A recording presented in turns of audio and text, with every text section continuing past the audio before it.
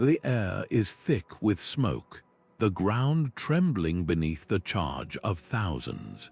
Across the field, an enemy army advances, unstoppable as a storm. In this moment, one leader stands alone, not just against swords and arrows, but against the crushing weight of inevitability. What goes through the mind of a commander who knows defeat is certain, yet still raises their banner high? History remembers these figures not for the battles they lost, but for the unshakable resolve they showed when all hope seemed gone. These were men and women who faced annihilation with a clarity of purpose that defied logic, and in their darkest hours, they revealed truths about leadership that still echo today. This isn't just a story of battles and bloodshed. It's a journey into the psychology of command, the hidden forces that shape decisions when the stakes are life and death.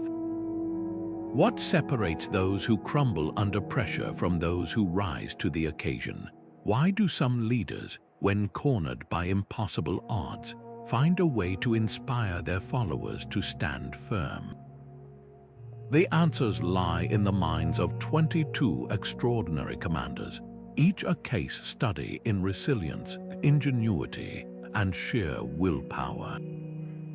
From the frozen steppes of Eastern Europe to the sun-scorched deserts of the Middle East, these figures faced annihilation with strategies as diverse as their personalities, and their stories hold lessons for anyone who's ever faced a crisis, whether on the battlefield or in the boardroom.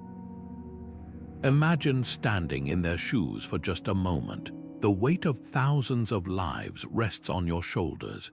Every decision you make could mean victory or utter destruction. Yet somehow, amid the chaos, these commanders found a way to think clearly, to adapt, and in some cases, to defy fate itself. Over the course of this video, we'll uncover the psychological profiles that define these leaders, exploring how their backgrounds, beliefs, and even their flaws shaped their responses to catastrophe. You'll meet rulers who turned desperation into triumph, tacticians who outthought their enemies even when outnumbered, and visionaries who saw beyond the immediate crisis to a legacy that would endure. This isn't just history, it's a masterclass in leadership under fire, and by the end, you'll never look at a moment of crisis the same way again. In medieval warfare, the concept of total annihilation wasn't just a threat, it was the grim reality of every battlefield. Unlike today's conflicts, where surrender might mean captivity or negotiation, defeat in the Middle Ages often meant extermination. Entire cities were put to the sword, their populations slaughtered without mercy. Armies knew that retreat could turn into a massacre, and victory frequently demanded the complete destruction of the enemy. This wasn't just war, it was survival, where the stakes were absolute and the consequences of failure were unthinkable. For commanders, this reality imposed a crushing psychological burden. Every decision carried the weight of life and death, not just for soldiers but for the civilians who depended on them. A single misstep could erase a kingdom from the map. Imagine the pressure of knowing there was no middle ground, no truce, no prisoner exchange, just victory or oblivion. This forced leaders to adopt desperate strategies. Some turned to scorched earth tactics, burning their own lands to deny resources to the enemy. Others fortified their last strongholds, turning castles into tombs where they would make their final stand. And a rare few gambled everything on audacious maneuvers, striking with precision when all seemed lost. What drove these choices? Honor played a role. Many commanders would rather die than be remembered as cowards. Faith was another powerful motivator, with leaders believing divine favor might yet turn the tide. But beneath it all was fear, not just of death but of legacy. To be the ruler who led their people to ruin was a fate worse than the battlefield. This unique pressure forged commanders who thought differently, who could stare into the abyss and still find a way to act. And that's where the psychology becomes fascinating. Faced with the same dire circumstances, no two leaders reacted the same way. Some grew ruthless, willing to sacrifice anything for survival. Others became cunning, outthinking opponents even when outmatched.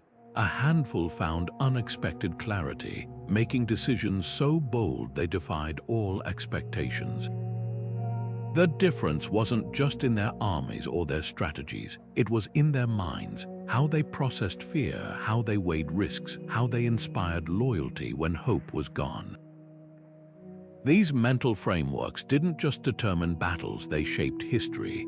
And so we turn to the first of these extraordinary profiles, a commander who stood on the brink of disaster, staring down an enemy that outnumbered them 10-1. What unfolded next wasn't just a clash of swords, but a testament to the human spirit under unimaginable strain. The choices made in that moment would echo for centuries, not because of the battle's outcome, but because of what it revealed about leadership when all seems lost.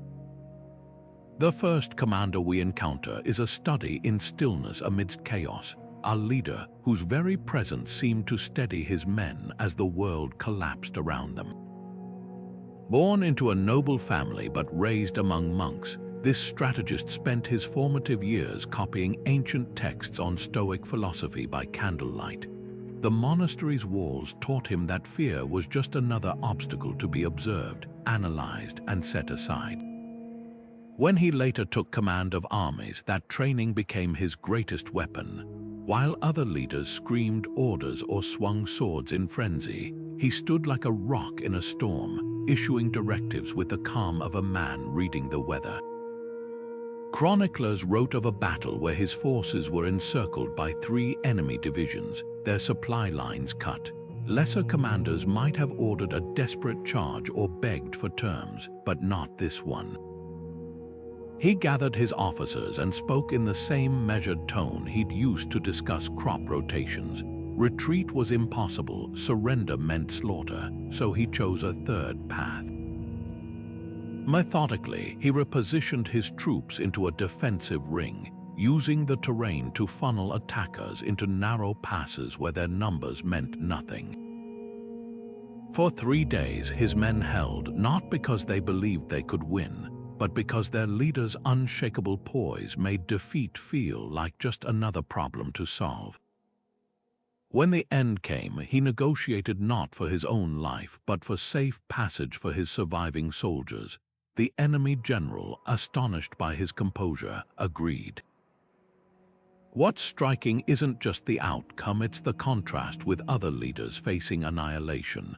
One contemporary warlord, facing similar odds, burned his own camp in a rage, dooming his men to starvation. Another charged blindly into enemy lines, seeking glory in death.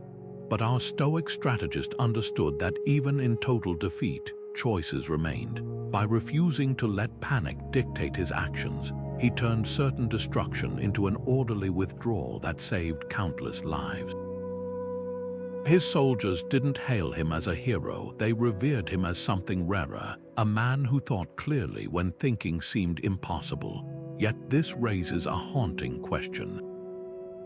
Was his emotional detachment a strength, or did it blind him to opportunities only passion could see? There are moments in war when cold calculation isn't enough, when a leader must ignite fury in their troops or gamble everything on one inspired stroke. The next profile offers a startling counterpoint, a commander who didn't suppress his emotions but weaponized them, turning despair into a strategy that stunned the world. Where the Stoic commander found strength in calm, our next leader drew power from fire, the unshakable conviction that death in battle was not defeat but fulfillment. This was a warlord who didn't just accept annihilation, he welcomed it as proof of divine favor. His sermons thundered across campfires, declaring that paradise awaited those who fell with swords in hand. To retreat was to insult the gods, to surrender was to spit in the face of destiny. While other leaders measured success in land gained or enemies routed, he tracked it in souls sent heavenward. The records paint a chilling scene from his final stand. Cornered in a mountain pass with no escape, his advisors begged him to negotiate.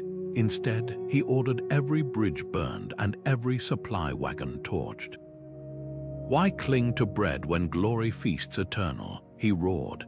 As enemy forces closed in, he didn't form defensive lines. He led a wild charge uphill, screaming verses from sacred texts. His men, whipped into ecstatic frenzy, followed without hesitation. They fought not to win, but to die well. The battle was less a military engagement than a mass ritual, bodies piling up as hymns echoed off the cliffs. Historians still clash over his legacy. Some argue he was a visionary who turned inevitable defeat into spiritual triumph, forging a legend that inspired generations. Others see a fanatic who manipulated followers into suicide, mistaking bloodlust for piety. What's undeniable is the cultural aftermath. In his homeland, shrines still mark the site of that last charge, where pilgrims leave offerings to the saint of the lost cause. Yet in enemy chronicles, he's remembered as the Mad Reaper, a cautionary tale of zealotry unchecked. This duality forces us to confront an uncomfortable truth. Belief can bend survival instincts until they break. Most creatures flee extinction, but humans will march toward it singing if the story's right. That's the terrifying power of ideology. It doesn't just help us endure suffering, it can make us love it. Which makes the next profile all the more startling, a commander who faced the same hopeless odds, but whose brilliance lay not in embracing death, in outsmarting it. Where Zealot saw destiny, she saw patterns, and in those patterns she found a loophole. While the Zealot embraced annihilation as divine will, our third commander played an entirely different game, one where survival wasn't just an option, but an art form. This was a leader who looked at impossible odds and didn't see an end, only angles. Unlike the fanatic who burned his own escape routes, the pragmatic survivor always kept a hidden door ajar.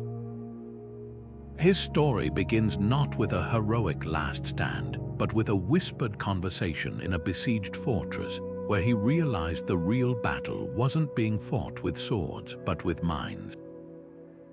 Trapped in a starving city with walls crumbling, he noticed something others missed: the enemy general's superstitions. Whispers had spread of omens, a black dog seen at dawn, a comet spotted the night before the siege. So he staged his own omen. Under cover of darkness, his artisans crafted a fake meteor from painted wood, hurling it into the enemy camp with a catapult. When it shattered at dawn, revealing cryptic symbols his spies had planted, panic erupted. By noon, he'd sent envoys offering not surrender, but a divinely mandated truce. The superstitious general, fearing celestial wrath, agreed to terms no desperate defender should have gotten. But his true masterpiece came years later, during a naval ambush that should have been his end. Outnumbered and outmaneuvered, he ordered his flagship set ablaze, not as a final act of defiance, but as misdirection. While enemy ships closed in on the burning vessel, he and his crew slipped away on commandeered fishing boats disguised as refugees. The ruse bought him 12 days, enough time to rally scattered forces and counterattack. His opponents, convinced they'd already won, never saw the real blow coming. Yet for all his ingenuity, history branded him with ugly labels: the eel for his slippery escapes, the merchant of lives for his willingness to barter rather than bleed. Poets mocked him in verse, contrasting his coward's cunning with more honorable commanders who died gloriously. The irony, those same critics lived in cities his pragmatism saved. Where the martyrs left orphans and ashes, he left functioning governments, rebuilt markets, and grandchildren who'd never know war. His greatest victory wasn't on any battlefield. It was the quiet fact that his people outlasted every rival kingdom by 3 generations. This tension between perception and outcome forces a hard question. Why do we romanticize leaders who choose destruction over adaptation? There's a primal thrill in watching someone go down swinging, but survival demands a different kind of courage, the humility to retreat, the creativity to bend rather than break. The pragmatic survivor's legacy whispers an uncomfortable truth. Sometimes the bravest thing a leader can do is live to fight another day, which makes our next profile all the more jarring. A commander who spat in the face of such caution, who saw compromise as poison and mercy as weakness. Where the survivor negotiated, this one escalated. Where the pragmatist played the long game, he burned every bridge behind him. His story isn't one of cunning, but of sheer, terrifying relentlessness, a case study in how unchecked aggression can become its own kind of strategy. The berserker's roar echoed across the battlefield, a sound more animal than human. This was no calculated commander. This was a force of nature, a leader whose very presence turned orderly ranks into a howling tide of violence. Where the Stoic strategist saw chaos and sought to control it, the reckless berserker dove headlong into the storm, dragging his enemies, and sometimes his own men, into the abyss with him. His psychological triggers were legendary: a childhood marked by brutal humiliation, a reliance on hallucinogenic battle drafts, and a searing need to prove himself with every swing of his axe.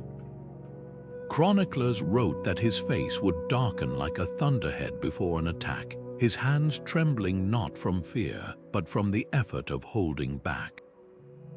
Archaeologists still uncover chilling evidence of his last stands. At one contested site, they found a ring of shattered bones radiating outward from a central point, his final position. The skeletons show wounds from multiple angles, suggesting his enemies kept striking long after he fell, as if ensuring the demon wouldn't rise again. Even more telling are the artifacts. His own soldier's helmet split clean through, suggesting he turned on allies who hesitated. Was this madness or method? Some scholars argue his rages were staged, a performance to terrify foes and galvanize troops. After all, an army that believes its leader is possessed by war gods fights differently. But others point to accounts of him weeping uncontrollably after battles, cradling the heads of slain companions, a man shattered by the very fury he wielded. The contrast with our Stoic commander couldn't be starker. Where one found power in detachment, the other burned with attachment so fierce it consumed everything. Yet both strategies emerged from the same crucible of total annihilation. Faced with certain death, the Stoic retreated inward while the berserker exploded outward. One left behind treatises on discipline, the other left mass graves and ghost stories, which makes the next pivot so startling. Because waiting in the wings is a commander who understood that rage, like calm, is just another tool, and that the real game isn't fought with axes or philosophies, but with whispers. Where the berserker sought to dominate through sheer force, our next profile mastered a far deadlier weapon, the art of making others destroy themselves. The battlefield is not always won with steel. Sometimes it's conquered with shadows and smoke. Enter the deceptive Illusionist, a commander who turned warfare into theater, where every move was a carefully staged performance designed to warp reality itself. This wasn't just strategy, it was psychological warfare centuries ahead of its time. Imagine an army marching toward what they believe is certain victory, only to find the enemy's ranks triple in size overnight, not by reinforcements, but by hundreds of straw dummies propped up on horseback, their painted shields glinting in the dawn light.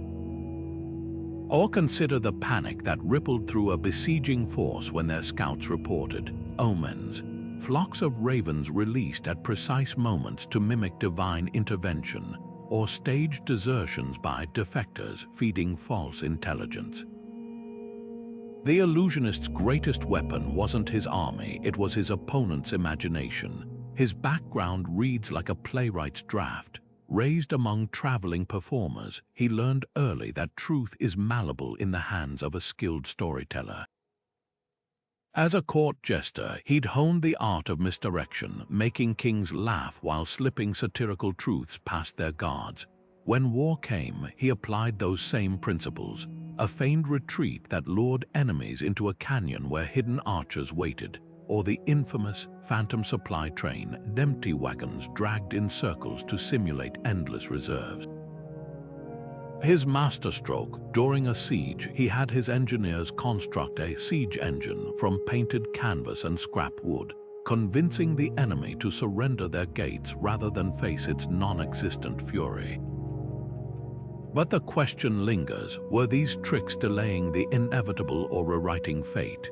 In one campaign, his illusions bought just enough time for reinforcements to arrive, turning certain defeat into stalemate. In another, the ruses collapsed under scrutiny, leaving his men more vulnerable than before. Modern military psychologists call this the Hall of Mirrors effect. The moment deception fails, trust in leadership shatters. Yet his legacy lives on in today's psyops. Drone warfare's ghost signals, social media disinformation campaigns, even the eerie silence before cyber attacks. The illusionist proved that perception, not just force, could bend outcomes. Yet for all his ingenuity, the toll was crushing. Maintaining illusions required relentless paranoia, trust no one, believe nothing. Chroniclers describe a man who aged decades in months, jumping at his own shadow. Which brings us to the darker side of command. What happens when the mind tasked without thinking doom finally buckles under the weight? The next profile doesn't feature clever escapes or staged omens, just a brilliant leader whose psyche fractured like glass under pressure, leaving us to ask, at what point does survival cost the soul? There's a moment in every commander's story when the weight of command cracks the mind like thin ice. For the broken prophet, that moment came not in the heat of battle, but in the silence between sieges, a slow unraveling chronicled in the trembling script of his final diary entries. The crows speak in tongues. One page reads, the ink smeared as if written in haste. The servants hide my maps, even the saints in their stained glass mock me. Here was a leader who'd once rallied thousands with sermons of divine favor, now jumping at the creak of a door, convinced his own shadow plotted against him. The mutiny reports paint a harrowing picture. Soldiers whispered of midnight vigils where he'd stare at candle flames for hours, interpreting visions in the wax. Advisors described erratic orders, cavalry sent to scout imaginary reinforcements, grain stores burned to purify them. What makes his case so haunting isn't just the collapse, but the brilliance that preceded it. This was the same tactician who'd outmaneuvered superior forces using river tides as natural timetables, who'd turned a peasant revolt into a disciplined army through sheer charisma. Now, that strategic mind saw conspiracies in bread mold and battle plans in the patterns of spilled wine. Medieval physicians called it the soldier's sickness, a madness believed to stem from imbalance in the body's humors. Manuscripts prescribed bloodletting to purge black bile of despair, or poultices of lavender and wormwood to soothe battle-fevered minds. But modern historians spot something deeper, the toll of perpetual crisis. Unlike the Stoic or the pragmatic survivor, the broken prophet had no mental armor against uncertainty. Each near disaster left him more brittle, until the mere prospect of defeat became a self-fulfilling prophecy. Yet the real tragedy unfolded in his ranks. When a commander fractures, the damage ripples outward like fissures in glass. drums beat too slowly, proof of traitors in the signal corps. A scout returns late, clearly in league with the enemy. Soon, trust evaporates, orders are questioned. The army doesn't lose, it disintegrates. Compare this to the Stoic commander's legacy. His men fought cohesively, even in retreat, because their leader's stability became their own. The broken prophet's final act, abandoning his own defensive plans mid-battle to chase a heavenly host only he could see, leaving his flanks exposed. This raises an uncomfortable parallel to our own era's leadership crises. How many modern collapses begin with isolation, with advisors too fearful to contradict? The medieval world lacked psychology, but its lessons echo today. Command isn't just about strategy, it's about sustaining the mind that makes strategy possible. And that brings us to the silent casualty of such breakdowns, not just the leaders themselves, but the collective spirit of those who followed them. Because when a commander shatters, the pieces cut everyone. Which makes the next profile all the more vital. A leader who didn't just endure trauma, but transformed it into a language his entire army could understand. Where the broken prophet saw only delusions, the next would craft a narrative so powerful, it turned survivors into believers. The battlefield fell silent as the commander dismounted, his boots sinking into blood-soaked earth. He didn't rally his troops with promises of victory. There were none left to make. Instead, he spoke of roots. Look to the man beside you, he boomed, voice raw with exhaustion. His grandfather plowed the same fields as yours. His children kneel in the same temples. If we are to fall today, let it be as one family, so those who come after will sing of this hour for 1,000 years. This was the collective martyr's genius, turning certain death into a sacred contract between souls. Archaeologists still uncover the physical echoes of this mentality. At one contested hill fort, they found a circle of skeletons facing outward, their bones fused together by centuries of soil, a literal last stand where warriors died back to back. More chilling are the personal effects, amulets containing strands of each other's hair, swords inscribed with multiple names, even a drinking horn passed hand to hand until the final charge. These weren't just soldiers, they were a single organism, their identities dissolved into the collective. Modern military researchers call this the band of brothers effect, where unit cohesion reaches such intensity that self-preservation instincts reroute toward group survival. Drill sergeants from Normandy to Afghanistan have replicated aspects of it through shared hardship, but none have matched the martyr's ability to weaponize kinship. Yet the darker question lingers beneath the poetry. Was this unity or entrapment? Scrolls from the era reveal subtle coercions. Land deeds promised to families of the fallen, public shaming of hesitant warriors as kin breakers. Even rumors of hallucinogens slipped into pre-battle feasts. The martyr's speeches often invoked divine wrath against those who tore the fabric of brotherhood. In one chilling account, deserters were buried alive at crossroads with their mouths sewn shut, a warning that silence in life meant eternal silence in death. This tension between inspiration and manipulation forces us to confront a brutal truth. The most effective last stands often blur the line between choice and compulsion. Compare this to modern elite forces, where voluntary bonds forged through training create similar cohesion without explicit threat. The difference: one system runs on love, the other on fear, but both can produce men who walk into fire without flinching. Which makes the next profile a shock to the system, because waiting in the wings is a commander who rejected all bonds, who saw collective sacrifice as weakness. Where the martyr wove lives together like a tapestry, our next leader stood alone, a razor's edge cutting through the noise of camaraderie. If the group mentality was a fortress, he was the arrow slipping between its stones. The campfires burned low as the whispers began first among scouts, then through the ranks like a creeping frost. Their commander was gone, not fallen in battle, not captured. Simply vanished in the night, leaving behind an empty tent and a half-written letter smudged with wine stains. This was no tactical retreat, no feigned disappearance to lure the enemy. The lone wolf had abandoned his own pack to the slaughter, and the betrayal cut deeper than any blade. Recovered correspondence offers glimpses into his reasoning.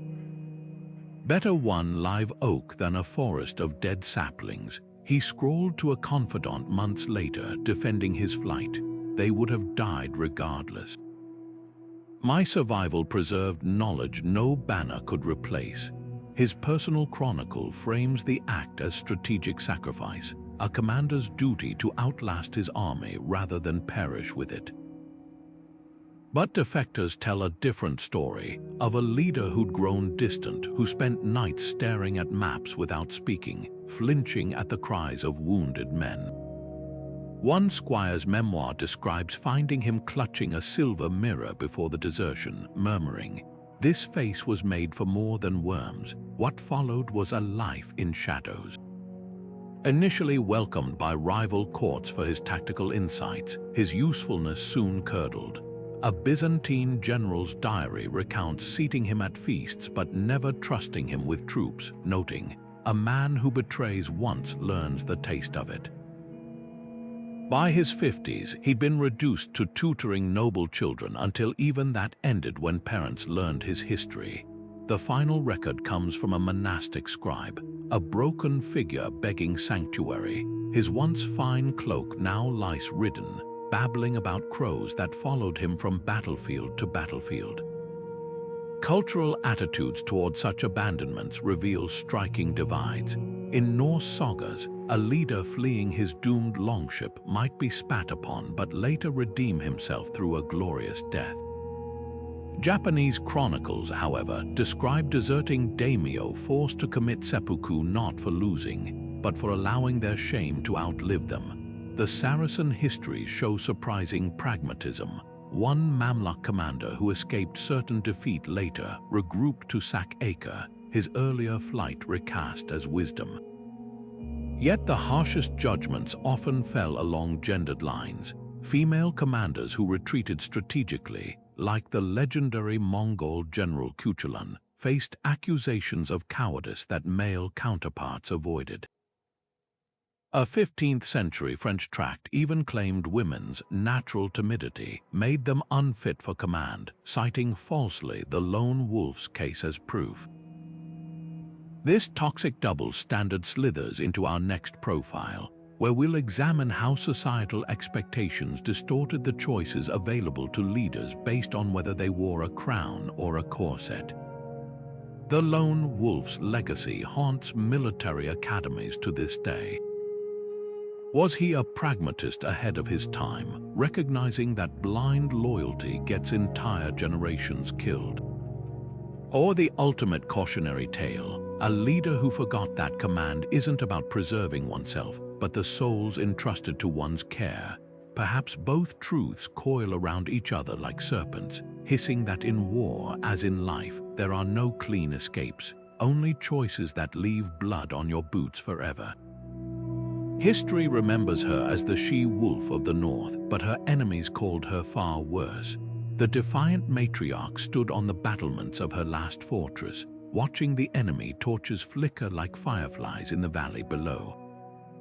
Outnumbered 20-1, her garrison reduced to walking wounded, she did what no male commander in her position would have dared. She ordered her maids to dress her in a sheer white gown, the kind noblewomen wore to mourn their dead.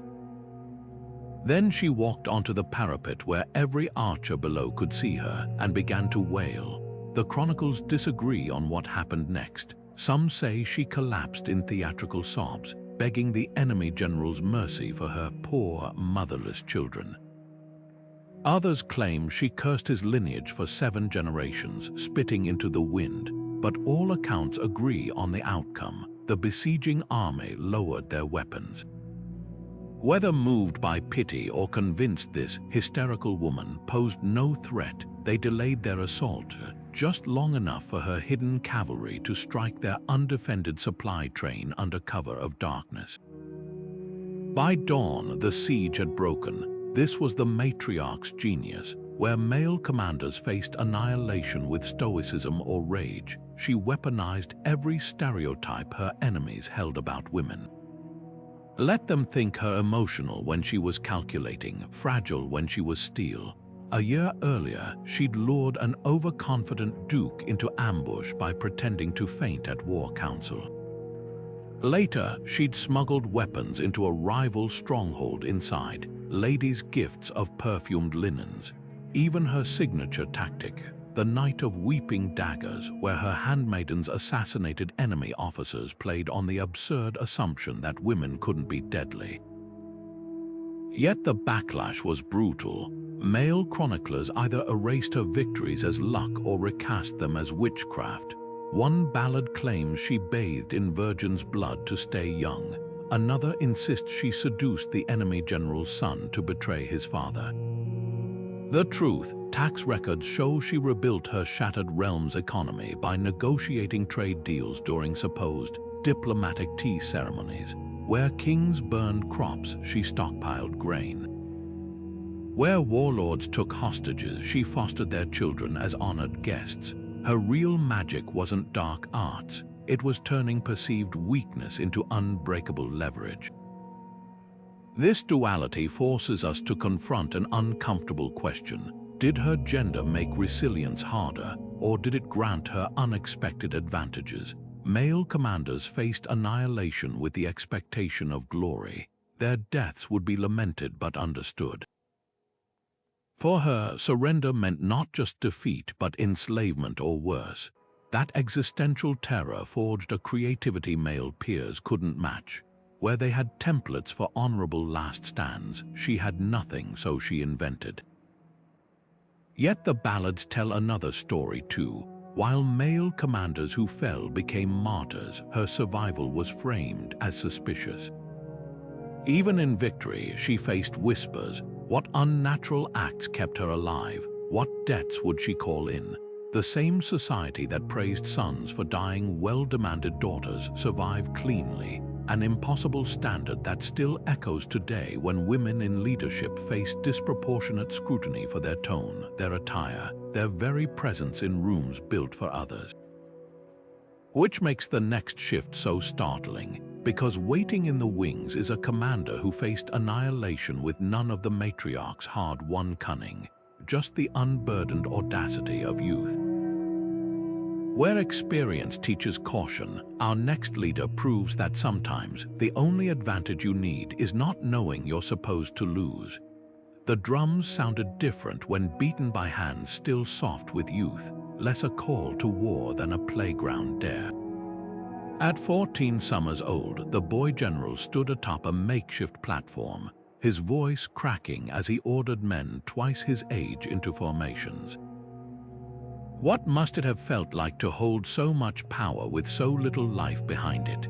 His story begins not on the battlefield, but in the hushed conspiracies of his uncle's court, where nobles whispered that a child commander would be easier to control than a seasoned warlord.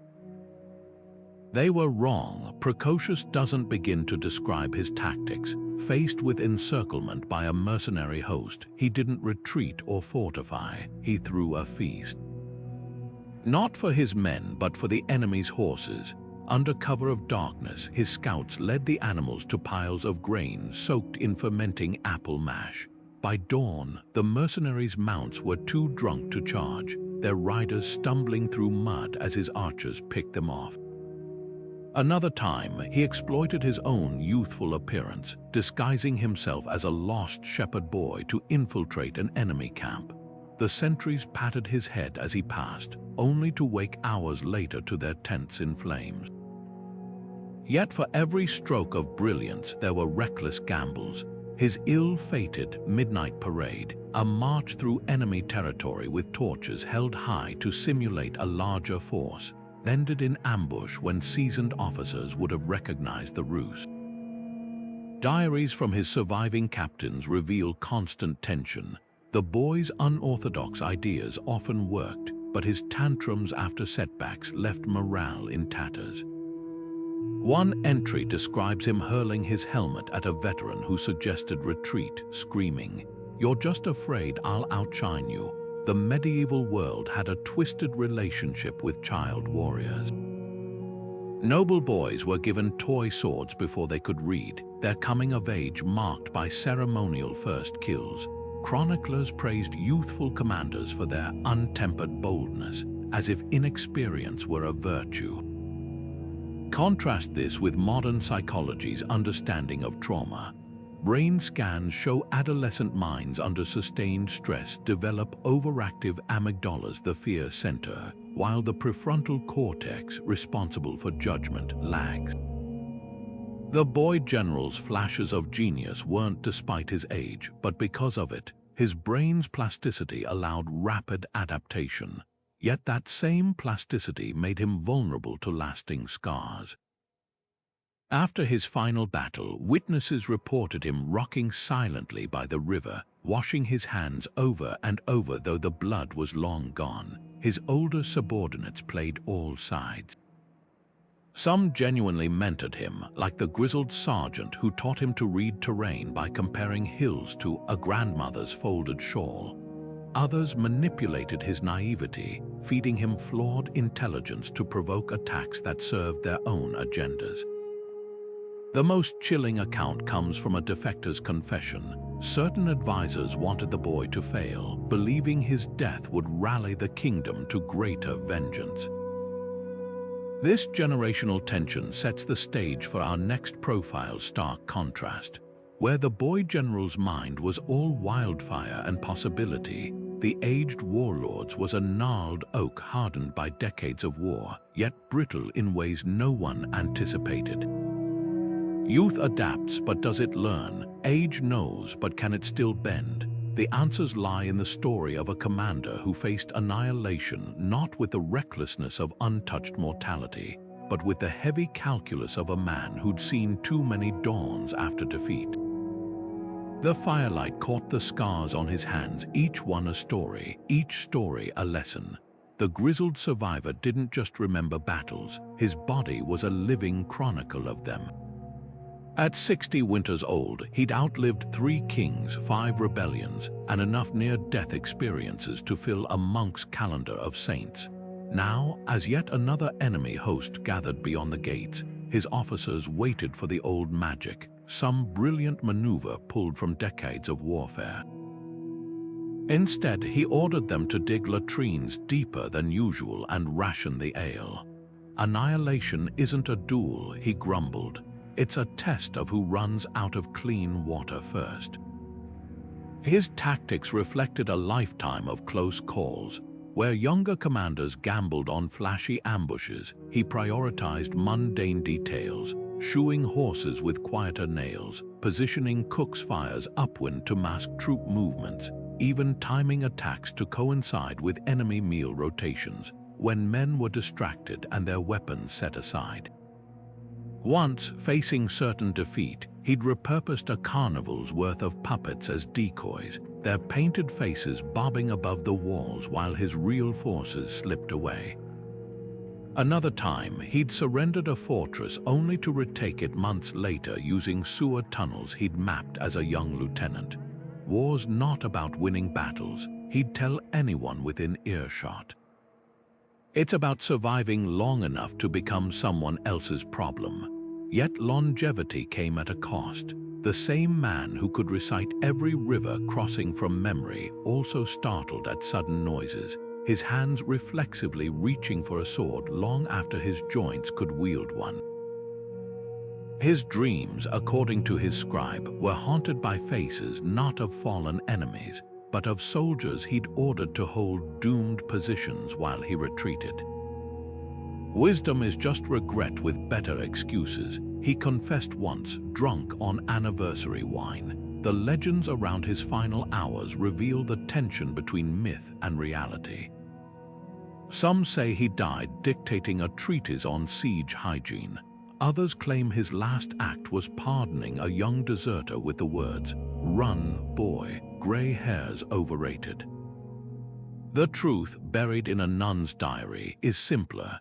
He passed in his sleep, clutching a child's wooden practice sword, the only weapon he'd ever owned that hadn't drawn blood. This duality forces a hard question. Does experience prepare you for annihilation, or just teach you how to recognize it earlier? The Grizzled survivor's career suggests both. His innovations were born of necessity, improvised solutions to problems only time could reveal. But his exhaustion was equally a product of years, the weight of every retreat and Pyrrhic victory accumulating like stones in a cairn.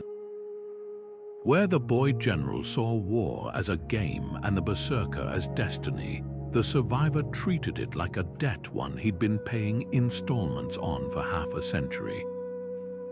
Which makes the next profile's perspective so jarring, because waiting in the annals is a commander who faced annihilation without patriotism, without trauma, without even a cause to die for, just the cold calculus of a professional who fought not for crowns or gods, but for the one thing that never betrayed him, gold. The contract lay open on the campaign table, its edges frayed from travel but its terms still brutally clear. 300 silver pieces monthly, hazard pay for siege engagements, no compensation for lost limbs. Here was annihilation reduced to columns of figures, a mercenary captain's ledger where death was just another line item. The sellsword philosopher didn't rally troops with speeches about honor or homeland. He flipped through contract clauses like a grocer weighing produce. His was a world where loyalty expired with the last coin in the purse, and survival wasn't a moral imperative, it was a cost-benefit analysis. Ledgers recovered from his camps reveal a chilling precision. One page details payments for false retreats, half wages if performed under arrow fire. Another lists bounties for enemy officers delivered alive, higher premiums for nobles with heraldic tattoos. Unlike patriotic commanders who saw battles as existential struggles, he treated war as a marketplace. When surrounded at the Battle of Blackwater Fen, his decision to break contract and retreat wasn't cowardice, it was arithmetic. The promised reinforcements were late. The enemy had unfurled unfamiliar banners suggesting fresh allies, and his casualty projections now outweighed the remaining pay. He left before dusk, his men slipping away like shadows. The client kingdom fell by morning, but his company lived to fight another day for a higher fee. This pragmatism created bizarre efficiencies. Where national armies wasted time on ceremonial challenges or duels between champions, his mercenaries fought with the cold rhythm of clockmakers. Ambushes were timed to minimize armor damage, repairs cut into profits. Prisoners were taken alive only if ransoms exceeded the cost of guarding them. Even his infamous scorched earth policy had a fiscal twist. Burning crops was billed as logistical denial services at triple the usual rate. Yet the question lingers, did this detachment make him more effective or merely more expendable? Contrast his maneuvers with the matriarch's desperate feints or the boy general's reckless charges. They fought for something beyond survival, legacy, vengeance, the sheer thrill of defiance. The sellsword's brilliance lay in his freedom from such burdens. His amorality let him cut losses when others would have bled out for pride, but that same freedom bred vulnerabilities. Without cultural ties or emotional stakes, his men had no reason to stand when the ledger turned against them. A telling entry in a rival's chronicle describes how his company abandoned him during a plague outbreak, not from fear, but because he delayed their hazard pay. The fragments of his personal journal offer glimpses of a man wrestling with this tension. Between inventory lists and casualty reports, he scribbles lines from Epicurus and Seneca, philosophers who debated the ethics of self-interest. One heavily stained page reads, Is a life measured in coin any less than one measured in ballads? The ink blurs here as if rain or something else fell mid-sentence. Which forces a confrontation with our own era's parallels. Modern private military firms spreadsheet drone strikes with the same detachment this mercenary brought to trebuchet deployments. The sellsword philosopher's legacy isn't medieval, it's timeless. He proves that when annihilation becomes transactional, both sides lose something human. And that brings us to the ultimate counterpoint, a commander for whom annihilation wasn't a contract clause or a strategic dilemma, but a sacred covenant. Because waiting in the scrolls is a leader who didn't calculate odds, he rewrote them through sheer cultural will. Where the sellsword saw numbers, the next profile saw destiny. The siege towers loomed over the walls, their shadows stretching like a sundial marking the city's final hours. Inside, two commanders faced identical nightmares, one a Mongol general seated cross-legged on a carpet, sipping fermented mare's milk, the other a European baron clutching his crucifix so tightly the metal left marks in his palm. Same desperate hour, two radically different minds at work. The Mongol's eyes held the calm of a man who'd watched cities burn since childhood, who saw empires as temporary as the grasslands after frost.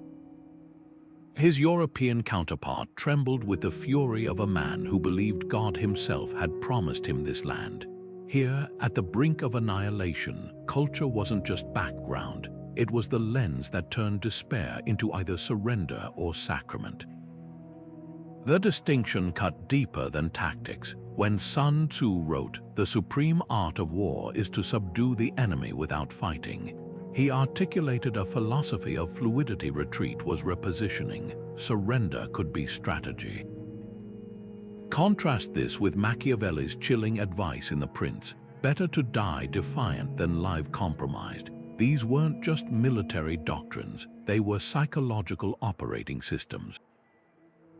The Mongol commander, raised on horseback with no fixed address, understood survival as adaptation. His European adversary, heir to stone castles and hereditary titles, saw identity as inseparable from land. One could abandon a city like changing clothes, the other would sooner drown in its moat than lose what defined him. Lifestyle shaped resilience in unexpected ways. Nomadic cultures, accustomed to cyclical droughts and migrations, treated loss as inevitable. Their ballads celebrated cunning escapes as much as victories. Sedentary societies, their wealth buried in vineyards and cathedrals, mythologized last stands. A Mongol archer could pack his felt jur and vanish into the steppes by dawn. A European knight's armor alone required an ox cart. This mobility versus permanence divide played out in their commanders' psyches. When the Khans faced annihilation, they scattered like mercury, only to regroup months later, striking where least expected. Crusader knights, by contrast, often chose glorious immolation, their names etched on plaques while their corpses fed crows. Yet the most revealing difference lay in their spiritual frameworks. Buddhist teachings on impermanence. Anarcha allowed Mongol leaders to release attachments to cities, titles, even their own lives with eerie serenity. Christian martyrdom ideals, meanwhile, turned death into theater. A Mongol general might meditate as flames licked his tent, seeking to exit life with the same detachment as shedding a coat. His European counterpart would likely deliver a speech worthy of an epic poem, his dying breath spent shaping the story that would outlive him. Both approaches produced legendary figures, but one prioritized the continuity of the people, the other the immortality of the individual. This cultural chasm explains why identical siege scenarios spawned such divergent endings. At the Battle of Zhongdu, a Mongol garrison outnumbered 20-1 slipped away under cover of a sandstorm, their general leaving behind dummy soldiers propped on walls. When Vienna's defenders faced similar odds in 1683, their commander ordered the city gates welded shut, a symbolic gesture that became literal entombment for thousands. Neither choice was inherently superior, but their consequences rippled through history. The Mongols preserved fighting strength for future victories. The Europeans birthed martyrs to rally the next generation. Which brings us to the silent architects of these decisions, the advisors whispering at elbows, the scribes recording last words, because no commander, whether step-born or castle-reared, faced annihilation alone. The next profile peels back the tapestry of leadership to reveal the minds behind the throne, the counselors who steered history's most desperate hours with nothing but words and the nerve to speak them. The royal tent stood empty of its king, not because he'd fled, but because he'd become a prop in his own war. Outside, soldiers still cheered when the gilded armor appeared on the battlements, its wearer striking poses from epic poems. Inside the command tent, a dozen voices hissed over maps, their owners wiping sweat from brows as they recalculated the same grim numbers. This was the paradox of the puppet commander, a leader whose public face showed the serene confidence of a statue, while behind the scenes, his counsel unraveled like frayed rope. Discovered council minutes reveal the mechanics of this duality. Page after page shows the king's name inscribed in bold script at the top of orders, yet the margins crawl with cramped annotations from his chancellor, spymaster, and bishop. One particularly telling entry records a debate over retreat. The king's official decree reads, "Not one step backward," while a scribbled addendum from his treasurer admits, "Unless the southern granary falls, then feint toward the river crossing." The physical documents themselves betray the stress. Wax seals cracked from hasty openings, wine stains overlapping strategic plans, even a torn corner where someone had nervously shredded parchment between fingers. The psychological toll of this division was catastrophic. Chroniclers describe a ruler who began mirroring his own propaganda, insisting on leading ceremonial charges while his council scrambled to ensure those charges happened where no enemy archers stood. Meanwhile, the advisors developed their own fractures. The bishop's diary speaks of nightmares where he stood before God explaining why we let the boy play at war. The spymaster's reports grow increasingly erratic, one mentioning a plan to dress prisoners in the king's armor as decoys, an idea the council rejected not for its cruelty, but because someone noted the impostors might die more convincingly than His Majesty. What makes this case so fascinating is the accidental innovation it spawned. Collective decision-making, intended to distribute responsibility, instead created a hall of mirrors where no one truly led. When scouts reported enemy movements, the council debated until the moment passed. When supplies ran low, they voted on rationing plans while soldiers starved. Yet in their panic, they stumbled upon psychological warfare avant la lettre. Realizing their king's presence alone boosted morale, they staged his appearances like theater, raising his banner over unmanned positions, having his double-blessed troops at dusk when poor light masked imperfections. The enemy, seeing the golden armor always in the thick of battle, never guessed their foe's command structure had dissolved into competing factions. Of course, blame required targets. After a disastrous sortie, the council's minutes suddenly reference a treacherous misinterpretation of orders by the now executed quartermaster. When a key fortress fell, the bishop's scribe wrote of fiendish whispers from the late court astronomer. Even the king participated, publicly rebuking his childhood tutor for failing to instill proper martial spirit, a man who'd last held a sword 30 years prior. This scapegoating wasn't just survival, it was theater for the ranks. Soldiers could accept losing to treason far easier than to incompetence. Yet the darkest revelation lies in the king's final letter to his mother, smuggled out by a maid. "They think me their doll," he wrote, the ink blotted as if by tears. "But dolls don't know they're strung, I do." Whether this was late-blooming awareness or the despair of a manipulated mind remains debated. What's certain is that his council's final act was their boldest, surrendering the king to the enemy in exchange for their own pardons, spinning his capture as a sacrifice to spare the people. This unraveling sets the stage for a chilling counterpoint, because while one court collapsed under internal fractures, their enemies were executing psychological operations so precise they verged on art. Where the puppet strings were pulled by chaos, the next commander's brilliance lay in pulling enemy strings with calculated finesse. The difference between a leader who's manipulated and one who manipulates. One ends up a prisoner, the other rewires minds. The chains bit into his wrists, the iron already slick with blood from weeks of rubbing against raw flesh. Yet when the conqueror's scribes entered the cell, they didn't find a broken prisoner, they found a man reciting poetry. This was the Unbroken, a commander whose very presence in captivity became a weapon sharper than any sword. His captors had expected groveling or silence. Instead, they got riddles. Records from his jailers betray uneasy admiration. One guard's diary describes how the prisoner turned interrogation sessions into debates on ethics, leaving his questioners vexed as theologians outwitted by a street philosopher.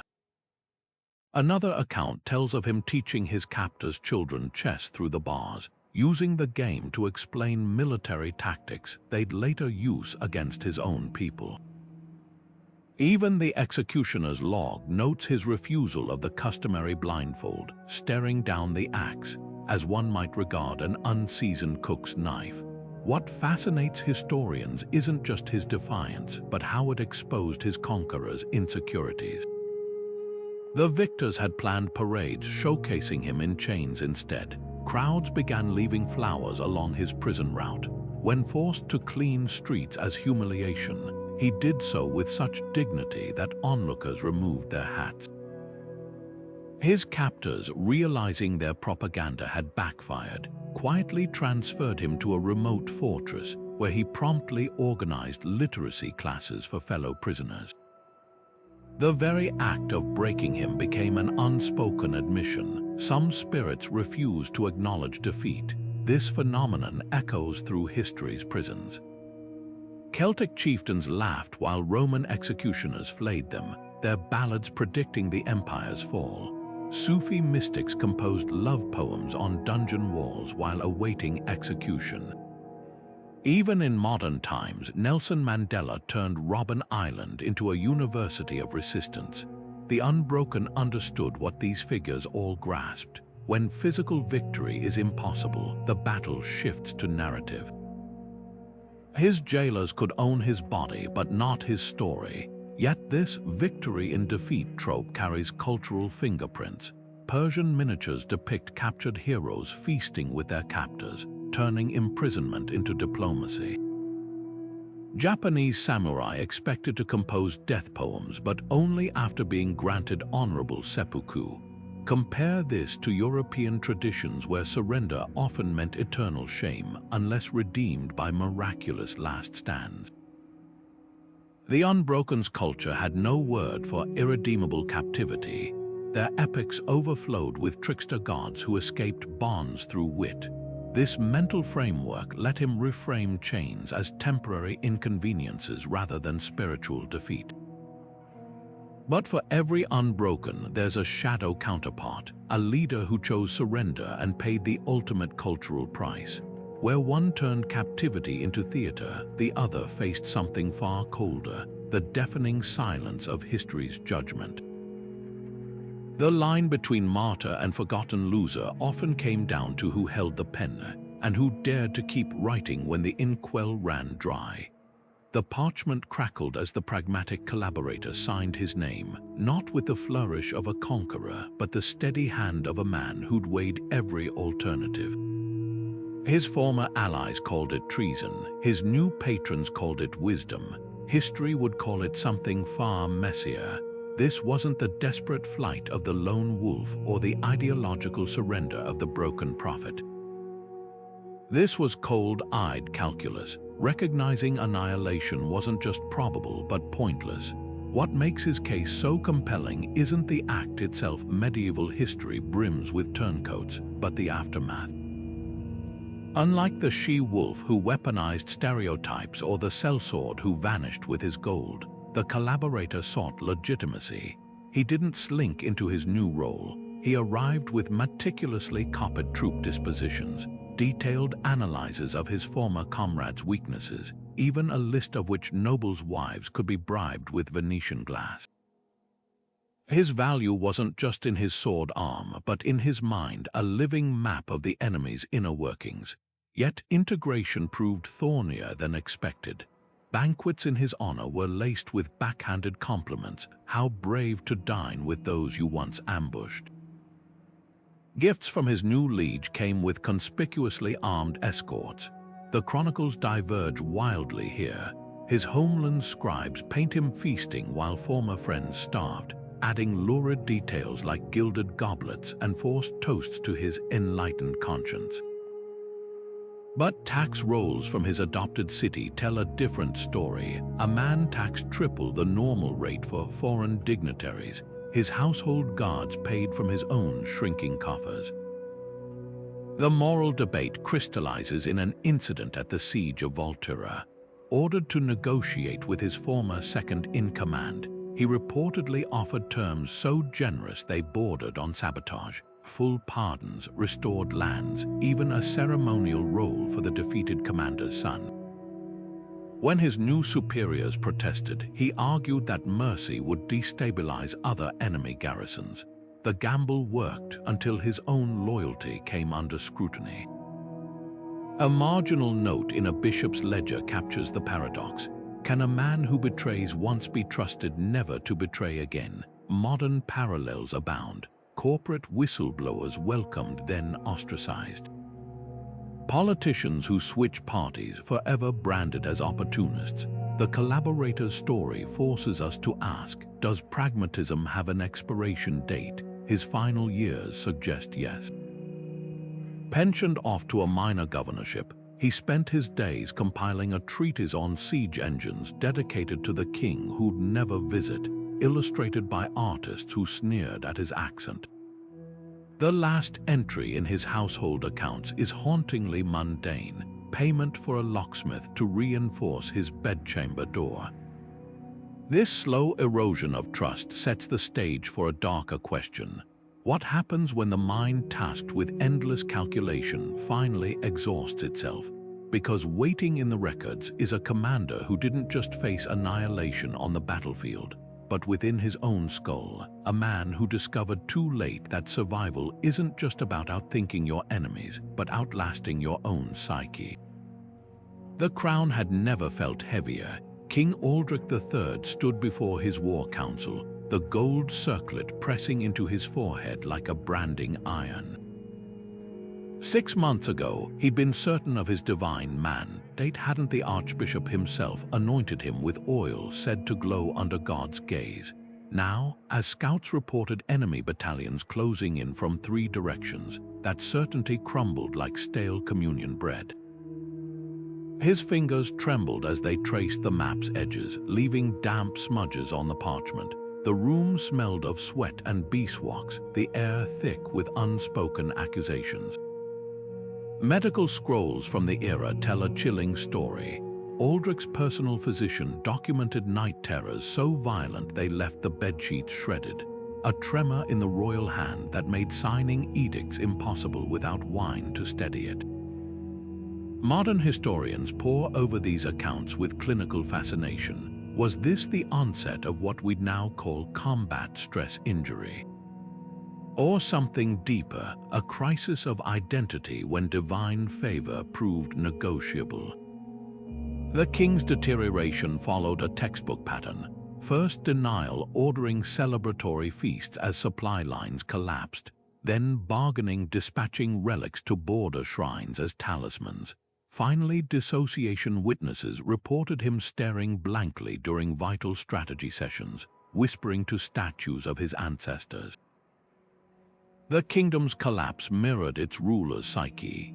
As Aldrich vacillated between paralysis and erratic violence, one day pardoning deserters, the next impaling messengers for minor delays, his court fractured into competing factions. Tax collectors exploited the chaos to settle old grudges. Garrison commanders declared martial law in their districts. A bishop's intercepted letter captures the domino effect. When the head rots, the limbs war among themselves. Within weeks, regions that had stood firm for centuries surrendered without a fight, not to enemy armies, but to the terror of leadership void. What makes Aldrich's case so haunting is its preventable nature. Before the crisis, he'd been a competent administrator. His early reign saw granaries stocked and roads repaired, but divine right monarchy provided no training for doubt. Unlike the pragmatic survivor or the she-wolf, who'd clawed their way to power through adaptability, Aldrich's entire identity hinged on being God's chosen. When adversity challenged that narrative, his psyche had no fallback position. Yet in the shadow of such collapses, history offers quiet counterpoints. While kings crumbled, lesser-known figures often rose to the occasion: garrison captains organizing neighborhood defenses, peasant women smuggling supplies through enemy lines, scribes preserving records amid the chaos. These unsung leaders lacked divine mandates, but they understood something Aldrich never did. True authority isn't bestowed from above. It's woven daily through 1,000 small acts of competence. Their stories, long overshadowed by royal dramas, reveal an uncomfortable truth sometimes. The weight of crowns isn't the burden of duty, but the prison of entitlement. And that brings us to Profile 18's revelation. Annihilation doesn't create character, it reveals it. While kings obsessed with legacy unraveled, the most resilient leaders were often those who'd never expected command at all. Men and women whose humility became their greatest strategic asset when the world caught fire. The muster rolls listed him simply as Hugo, son of Gerald, no titles, no lands, just another spear carrier in the third rank, until the day the Baron's standard fell, trampled into mud by panicked warhorses.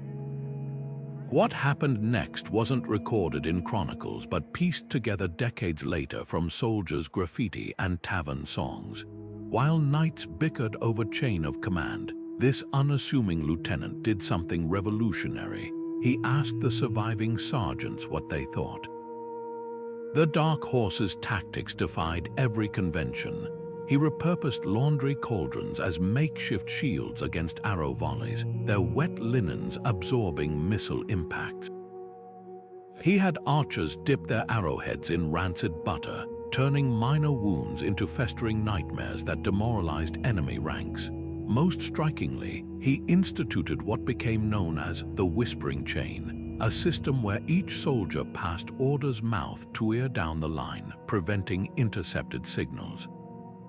These weren't the innovations of a trained tactician, but the desperate creativity of a man who'd spent years observing war from the bottom up. Recent excavations at the battle site revealed something astonishing: carefully buried game pieces near where his unit made camp. Chess pawns carved from deer antler, their bases notched to track days survived. Interviews with descendants uncovered a ritual. Each evening, surviving soldiers would add a notch, then pass the pawn to someone who'd shown exceptional courage that day. This tiny tradition, overlooked by historians obsessed with grand strategies, may explain how Hugo's battered cohort held together when aristocratic units dissolved. Why did history erase him? The answer lies in parchment margins. A monastery's financial ledger mentions one Hugo, provisioner, receiving a reward of 6 sheep, likely his entire compensation.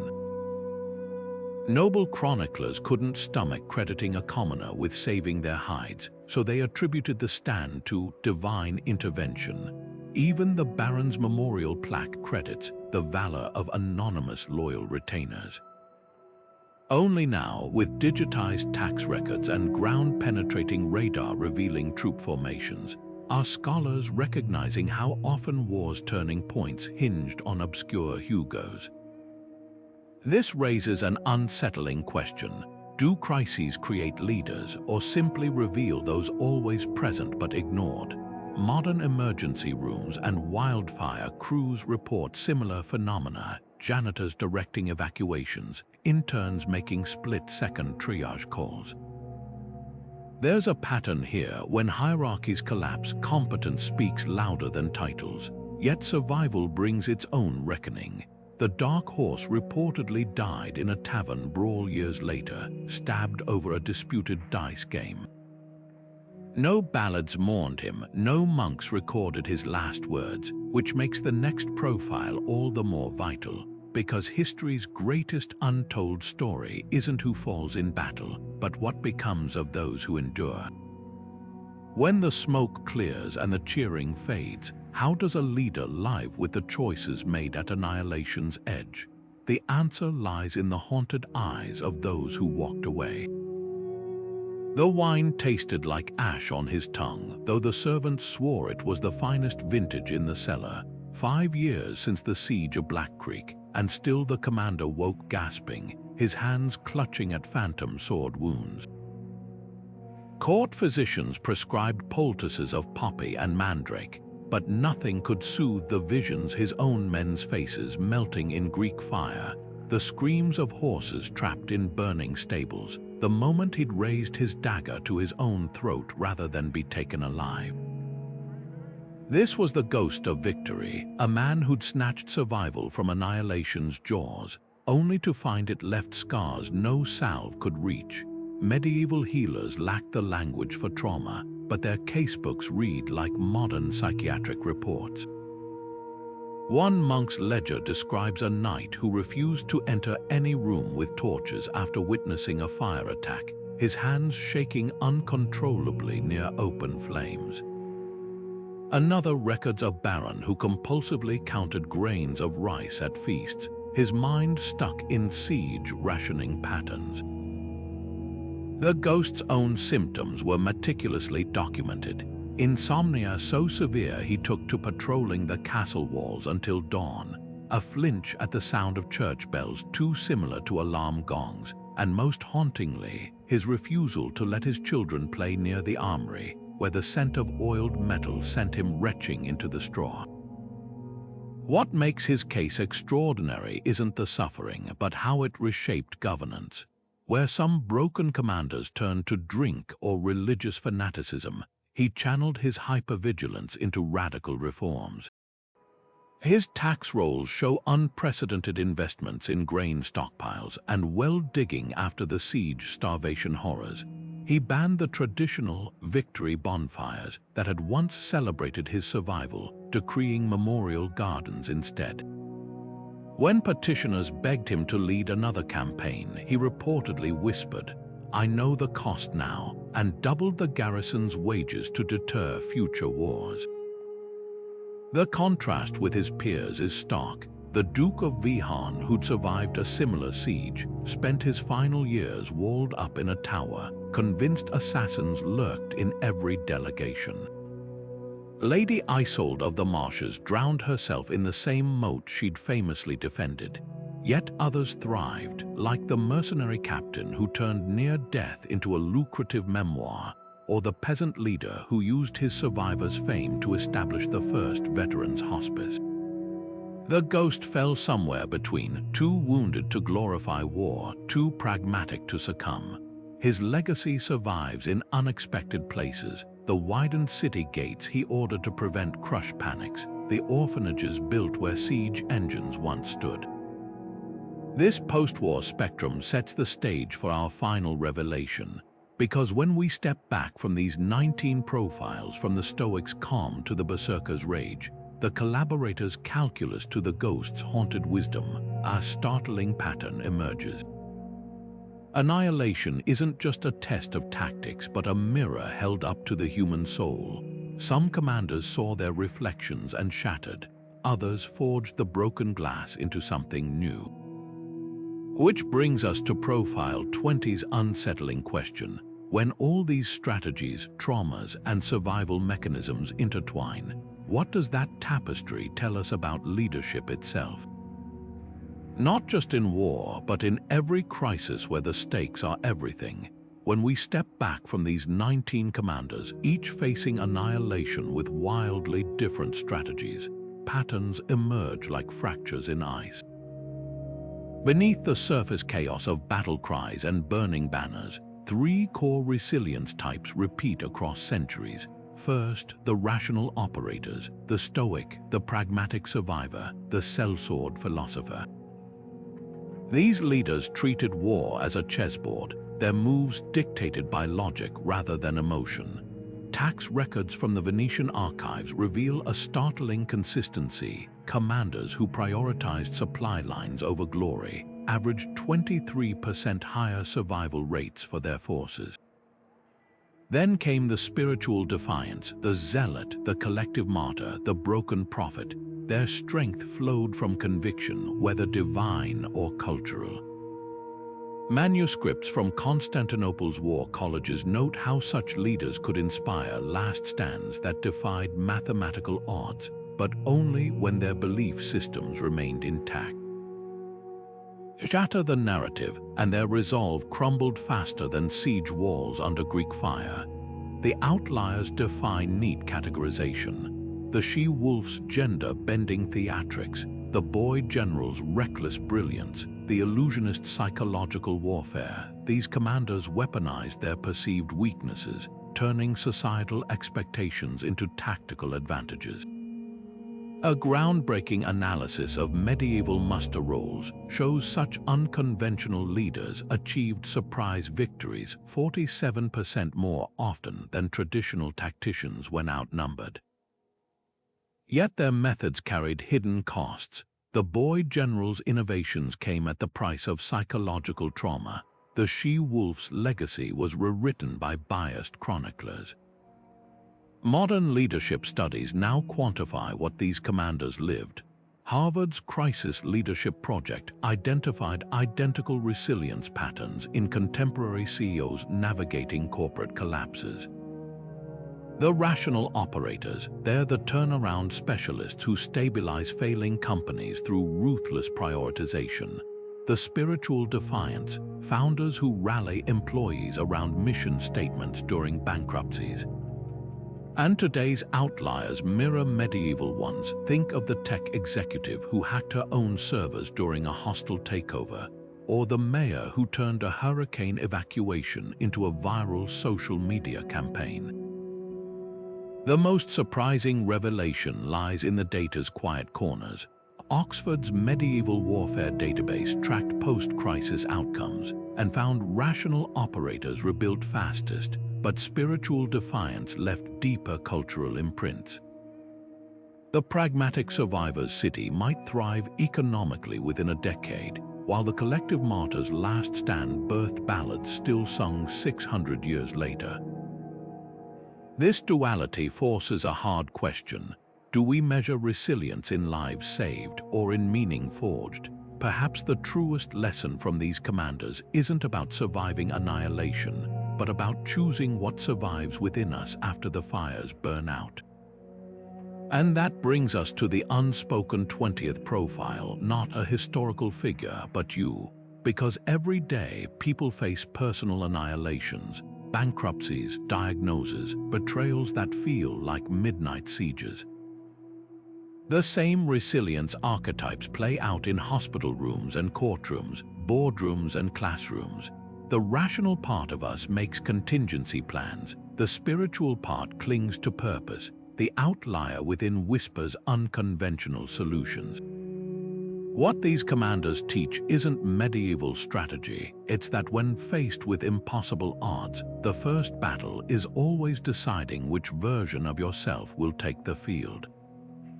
Will you be the Stoic calmly assessing options, the martyr rallying loved ones, or perhaps the illusionist crafting hope from sheer imagination?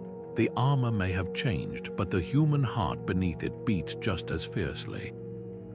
The boardroom lights hummed as the CEO scanned the latest quarterly report, market share evaporating, creditors circling like carrion birds.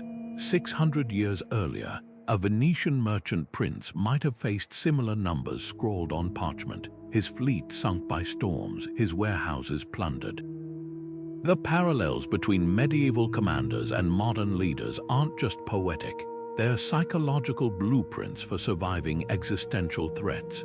Take the Stoics' detachment, today's tech founders call it radical transparency, openly acknowledging crises while methodically solving them piece by piece. When a social media giant's user base revolted over privacy changes, its CEO didn't panic or deflect. Like the commander who calmly repositioned troops in a defensive ring, she broke the crisis into manageable components. Server stability first, PR second, policy adjustments third. The result, averted collapse through compartmentalized focus. Disinformation campaigns reveal even starker medieval echoes. The Illusionist's wooden meteor finds its counterpart in viral deepfakes, digitally forged omens that sway public perception. A European defense minister recently admitted borrowing tactics from 15th century siege propaganda, flooding adversary channels with contradictory leaks to induce paralysis. It's not about truth or lies, he told reporters. It's about overloading their decision-making circuits, just like fake siege engines did. Yet the risks mirror history too. Just as medieval illusions could backfire when scrutinized, modern psyops often spiral beyond control. One African warlord's fabricated angelic intervention video united rival factions against him. Climate collapse demands collective martyr thinking on a planetary scale. City planners combating rising seas explicitly study how medieval communities banded together during famines, pooling resources under shared identity. Rotterdam's flood barriers were partly inspired by Mongolian communal labor systems, except now the enemy isn't an invading horde but rising tides. The dark side, like martyrs shaming hesitant warriors, some activists weaponize guilt with medieval fervor. A leaked memo from an environmental NGO urged framing climate inaction as generational betrayal, language chillingly similar to the kin-breaker rhetoric that once sent deserters to mass graves. Yet romanticizing these historical figures is dangerously easy. We forget the Zealots' followers died vomiting blood from infected wounds, not bathed in heavenly light. The pragmatic survivor's clever escapes often relied on sacrificing the weak. Medieval tax records show his orderly withdrawals consistently left peasants' fields burning as diversions. Modern leaders repeating "adapt or die" mantras might reconsider when confronted with the human cost behind such pragmatism. What endures isn't specific tactics, but the raw humanity beneath them. A senator facing re-election after scandal channels the she-wolf's gender-flipped expectations, turning attacks on her emotionality into proof of authenticity. A Ukrainian drone operator's makeshift innovation strapping grenades to grocery store quadcopters would make the boy general nod in recognition. Even corporate quiet quitting finds its precursor in the sellsword's cold calculus. Why bleed for leaders who view you as ledger entries? The through line is mortality. Medieval commanders stared down oblivion with the knowledge that their choices would echo, if not in victory, then in ballads or bastardized histories. Today's leaders grapple with digital permanence, every misstep archived, every triumph contextualized by future generations. Perhaps that's the final lesson. Legacy isn't about conquering annihilation, but accepting that survival and meaning aren't the same. The CEO who saves her company through layoffs may be remembered as ruthlessly as the mercenary who abandoned his men, or as pragmatically as the survivor who rebuilt. The difference lies not in the act, but in who controls the story after the smoke clears. And that brings us to the quiet truth underlying all 20 profiles. Whether facing Mongol hordes or hostile takeovers, the human mind confronts existential threats with startlingly finite tools: denial, adaptation, or transcendence. The chessboard changes, but the player remains. The smoke clears, the battlefield falls silent, and there he stands, our doomed commander from the opening scene, his banner torn but still clutched in bleeding fingers. We left him facing annihilation with nothing but resolve. Now, armed with 22 psychological profiles, we see him anew. Was he the Stoic, methodically turning chaos into order even in retreat? The she-wolf, weaponizing every assumption his enemies made? Or perhaps the broken prophet, his mind buckling under the weight of impossible choices? His true legacy isn't in whether he lived or died, but in how his decisions exposed the raw core of human leadership under fire. History's lens distorts as much as it reveals. Chroniclers might frame his last stand as noble or foolish, but the deeper truth lies in the patterns we've uncovered. Tactics fade, what endures are the mental frameworks that shape them. The Zealot's unshakable faith, the pragmatic survivor's ruthless calculus, the illusionist's mastery of perception. These aren't just strategies, they're survival mechanisms forged in the white-hot crucible of total loss. A commander's response to annihilation becomes a mirror, reflecting what they valued most: honor, ingenuity, legacy, or simply the lives entrusted to them. Consider the irony: the very traits that saved some commanders doomed others. The berserker's fury could shatter enemy lines or leave his own men trampled in his wake. The collaborator's cold logic preserved his people, but at the cost of his name being spat upon for centuries. Even the most brilliant adaptations carried shadows. The Dark Horse's grassroots leadership was erased by nobles rewriting history, while the ghost of victory's trauma reshaped his kingdom in ways he never intended. There are no clean victories when the stakes are existence itself. A 14th century Persian poem captures this duality. The greatest leaders are not those who never fall, but those whose stumbles carve new paths.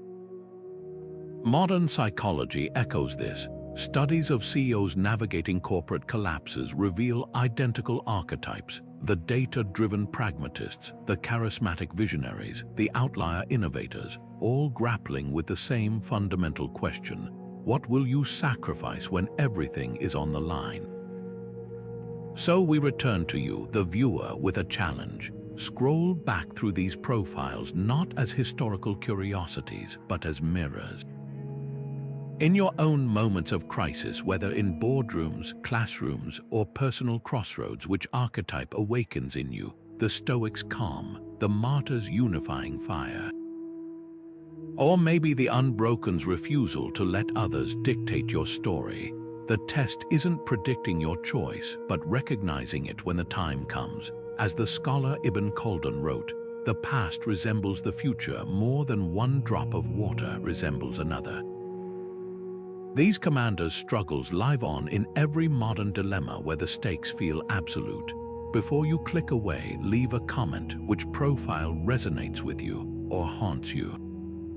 And if you found this dive into the psychology of command compelling, smash that like button and subscribe, because in our next video, we're shifting focus from the commanders to the commanded, the civilians who endured sieges, not with swords but with sheer human tenacity. Their stories will redefine what you think you know about survival. Until then, remember, annihilation doesn't just test leaders, it reveals who they've always been.